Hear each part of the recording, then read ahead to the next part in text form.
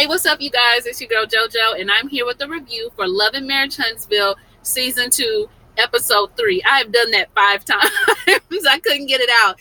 All right, I hope you all had a fantabulous weekend. I've actually been out of town. It was my birthday, so I went out and I celebrated. I literally just got back like an hour ago. So y'all are getting plain face, scarf. I'm still in traveling mode, and I didn't even feel like trying to give a look. No lipstick, no concealer, none of that.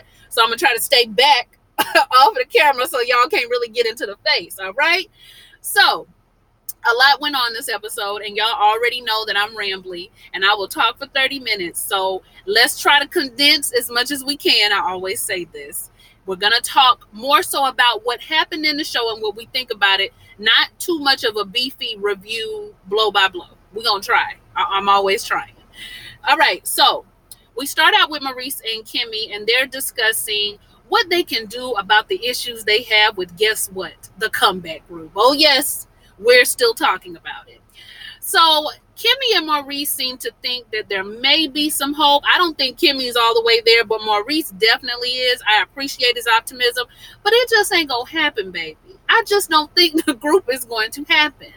They're talking about how Mel and Tisha are at each other, Martell and Marsau are at each other, and maybe if we could just put aside our differences, we could finally get to the business. So Maurice's bright idea is to not only have hope, but also to put out an agenda. Because if we go by an agenda, then we can get to the business and we won't get derailed by all the other little stuff that we have going on. Like I said, I don't think Kimi is fully confident in it, but she don't outright go there. But when they're talking about the problems that everybody else is having, I noticed Kimi left herself out. Kimi, girl, go ahead and add yourself to the list. Okay, you and Mel might not be outright going at it, but there's an energy there between the two of you.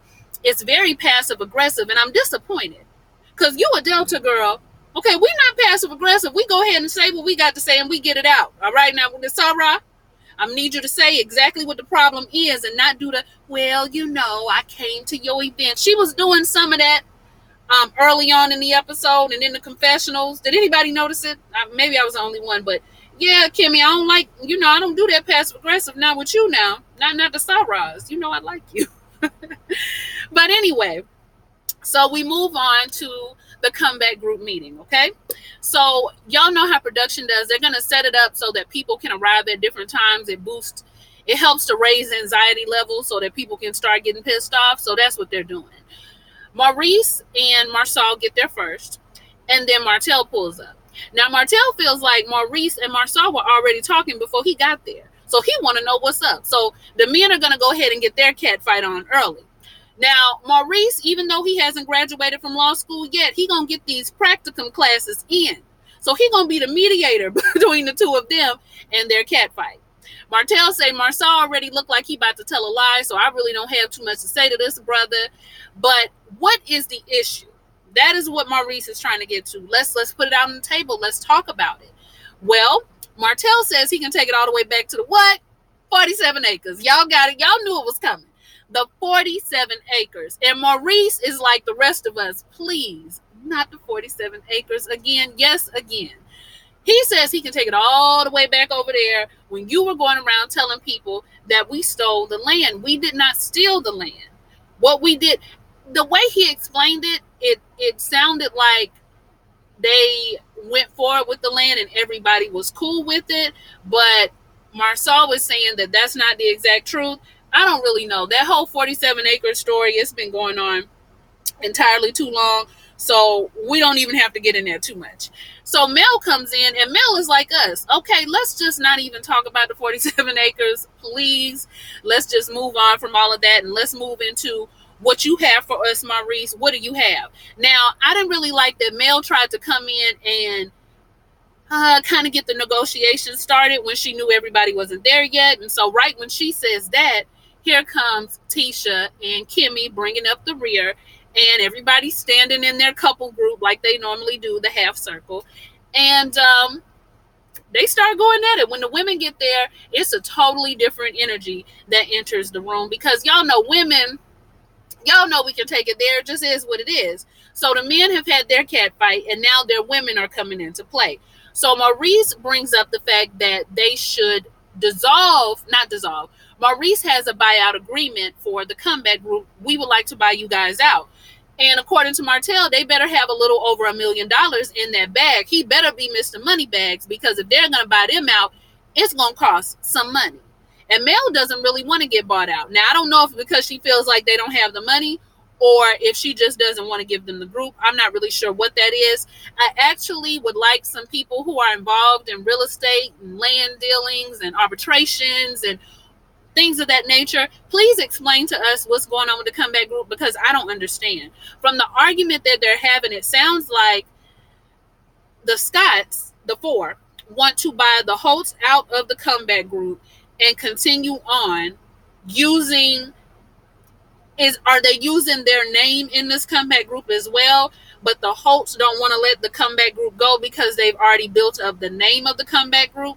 There's just a lot of going back and forth. Like, we was putting work in when y'all wasn't putting work in, and the Holtz say that's not true. They was always putting work in, and Tisha is telling them y'all ain't telling the truth, and y'all did nothing. Y'all didn't put in no posts. You didn't do no social media. And speaking of posts, you the post queen, talking about Mel. Mel said, "Oh, really? Okay, I'm the post queen." Y'all know how she could do, right? I'm the post queen. Really, Tisha? Tell me what you're talking about. Now, Tisha, and I may be in the minority when I say this, I think that Tisha is very unprofessional. I believe that Tisha wears her heart on her sleeve. I don't know how she is at work, but if she has a personal thing against you, she cannot move forward in business at all. Like, she is never the type that is going to be able to keep her enemies closer, because she gets so, what is the word? She gets so hyper whenever they have these meetings. She starts coming at Mel immediately, like, you are the post queen. You were making posts. You were making posts in regards to my husband. And Mel wants to know, what post are you talking about? What post are you speaking of? Even Martell says, hey, answer. Here come Tisha. Well, now is not the time or the place. No, now wasn't the time and the place when you brought it up. You've already put it on the table. So I guess now it is the time and the place. I mean, what better time than the present, especially after you have brought it up. So they start getting into this little tiff again. This is when Tisha brings up her talking about Marsau's ring and what happened with Marsau's ring. And you said you knew why he didn't have it, or something along that line. And Martell is just kind of like, yeah, that is what was said, because we do know why he wasn't wearing it. Marsau tries to come in and basically say, well, you tried to imply that myself and Maurice had 20 girlfriends or something along those lines. Did y'all see Maurice? Maurice was like, he tried to say I had 20 girlfriends, and Martell quickly corrected Marsau and said, oh, no, I didn't say anything about Maurice. I was talking about you. And I don't know why, but that sent me into this fit of laughter that I could not stop for some time. It was something about the combination of Maurice's face, Kimmy's face. Like, she did that look to the side like, I ain't going to embarrass you right now, but I will kill you. And I just thought it was funny that Marsau tried to throw Maurice in there. Here come Martell. You lying again. You lying again. You tried to put Maurice in there. I ain't say nothing about him. You lying again. So now there's another cat fight that's ensuing at this time. Maurice is over there really getting upset. Kimmy is stating to Martell, see, this is what I'm talking about. Like, we can't let these issues get in the way of the business. When we're doing business, we have to focus on business and just move on from there. And Maurice tells them this is exactly why we don't get business done. Number one, I printed out an agenda and ain't nobody following it. This is just some sticky notes. Ain't nobody following my agenda. He didn't say that, but I know he wanted to. Y'all not following my agenda. Every time we get together, we don't do nothing but argue. So I don't even see the point anymore. Let's just forget it. And they basically say, well, this is why we have lawyers. This is why we have lawyers. So let the lawyers get together. Let them hash it out. It's obviously not working with us trying to do the arbitrations with each other. So they're going to let their lawyers handle it. And I don't really know how they're going to do that because Maurice isn't out of school yet. So I'm not sure how they're going to get any lawyering done on the Scott side because he has at least 6 more classes. And that was no shade. Yo, the Scotts, I don't believe they got no lawyer. Like, I think they got a lawyer on staff, but not nobody that's going to sit down and do their arbitration. But I ain't trying to count nobody's pockets. I'm just, yeah, that was rude. I would cut it out, but it's too late. I don't have no editing software, so I can't. It's in there. All right. So let's move on in my notes.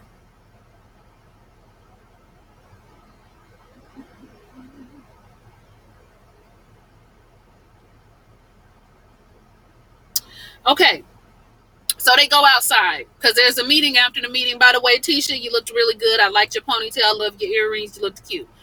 But she's outside because she wants to know why Marsau was so quiet in there. Why you wasn't defending yourself?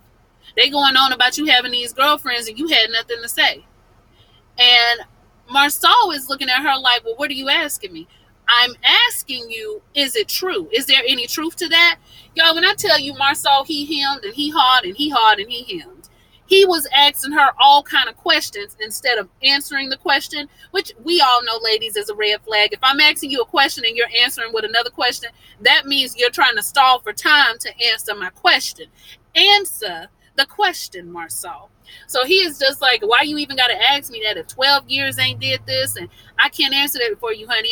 I can't do this. I can't do that. No, you're going to answer it. And finally, he does say no, but it just took too long.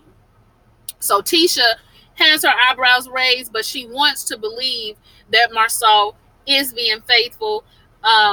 Later on, I just want to jump to this part real quick. When she's on the phone with her mom is telling her if somebody's saying that to you, you do kind of need to check up on that. You need to check in on it. I don't know if her mom meant going through his stuff, but I will say I don't know if I would be like going through drawers, going through pockets. I wouldn't do a deep search, but it would be enough to give me a little bit of pause, just to keep my cat eye, keep my cat eye on things, looking at, watching to see if you get secretive with your phone, or if you having conversations loud at first and then you start whispering, those type of things. I'll do a deep search if anything comes up on the very first search, then we go to a deep one. And the mama tells Tisha straight up, if you ain't giving that man none 4 days a week, I'm gonna tell you right now, you already having problems. I was just like, oh child, let me get my pen and my paper. 4 days a week, according to Tisha's mama. And she has an updo, and people with an updo are very wise. I've never met not Nam wise woman that had an updo. So if she got an updo, she know how to she know what she's talking about. You need to follow her lead. So anyway, after the whole comeback group debacle, we have Martell outside talking to Uncle Dex. This is a good scene because Uncle Dexter is old school. He was asking the questions about the other woman, about how him and Mel were doing, about this whole thing with his ego and how this woman catered to his ego. Sometimes as a man, you think you can fix it and you can't. So you just kind of have to leave that room there, keep going to counseling, and just realize that you have to work, basically telling him you need to work on yourself and also work on being understanding of what's going on in your home. Because Martell begins to talk about, and I think he was talking about sex when he said that he was doing what he needed to do on his end, but Mel was not. And Uncle Dex says, well, yeah, but did you communicate about it? Well, I feel like I shouldn't have had to communicate because I already let her know what I needed. And marriage doesn't really work like that. No relationship works like that.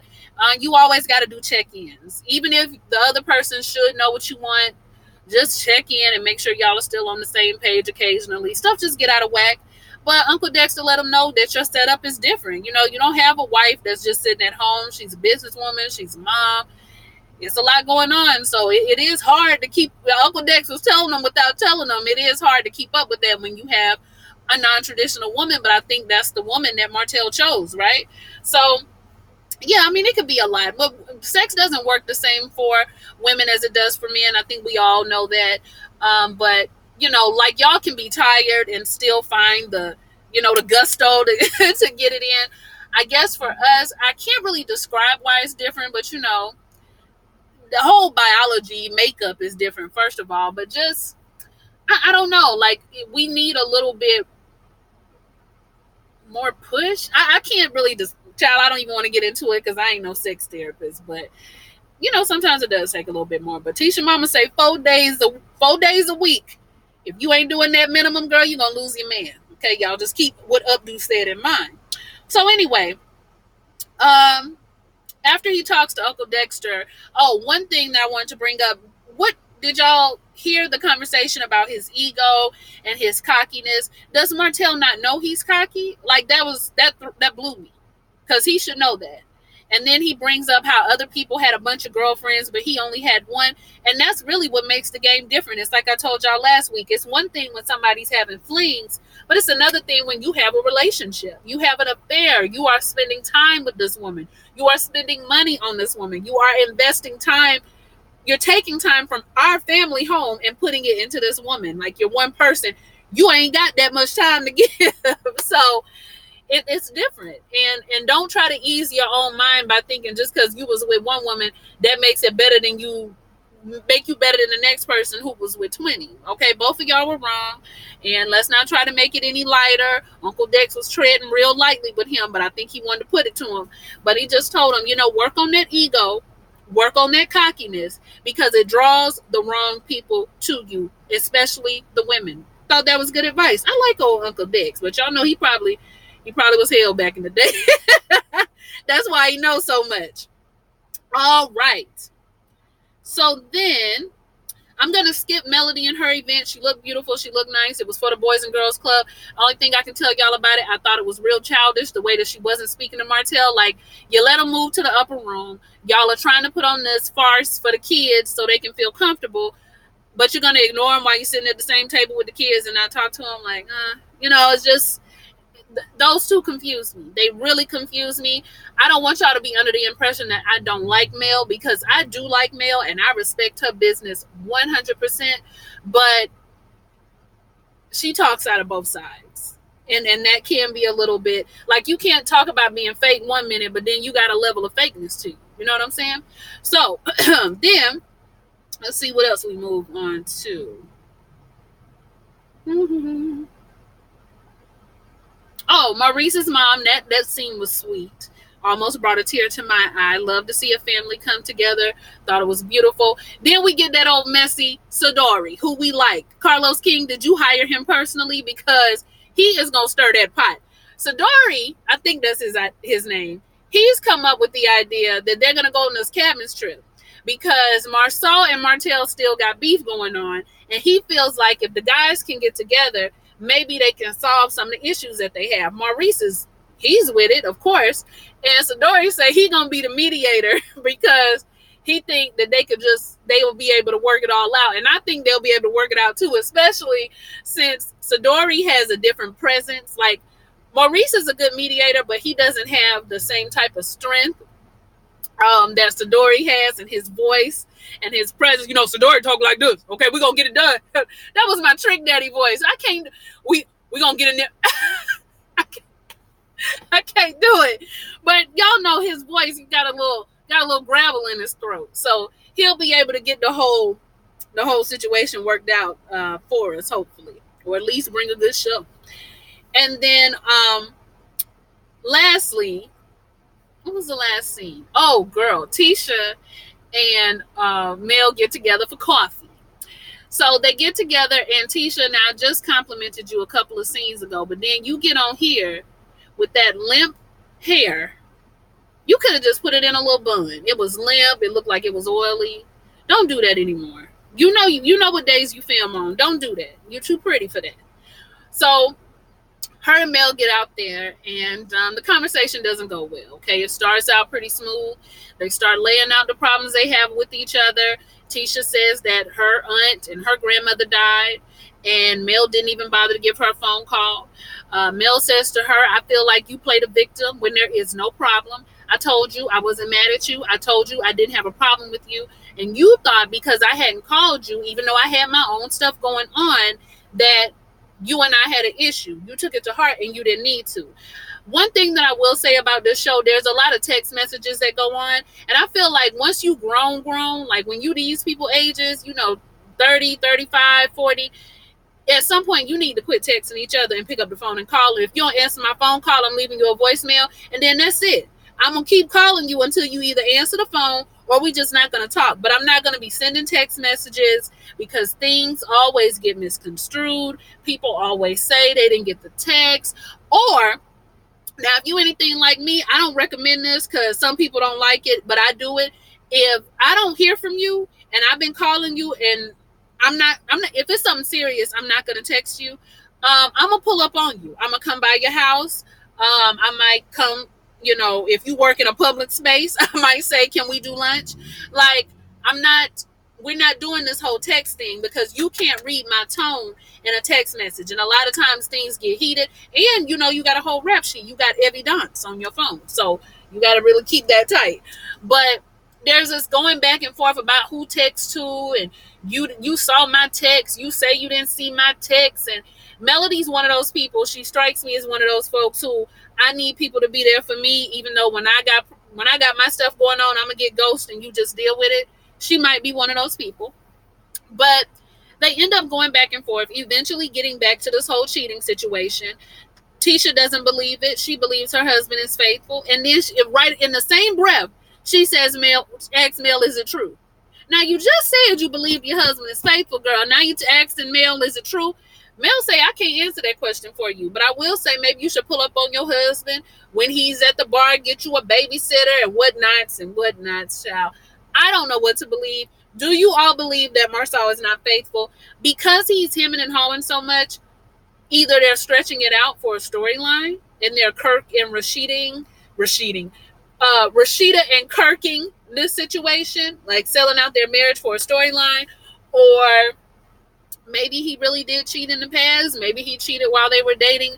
I'm not really sure, but they end up going back and forth so much to the point where Tisha goes ahead and lays out what I call the coup de grace and says to her, if you have receipts, go ahead and pull out your receipts, because I have a receipt too. I have the receipts for the BMW, the matching BMW that your husband bought his mistress.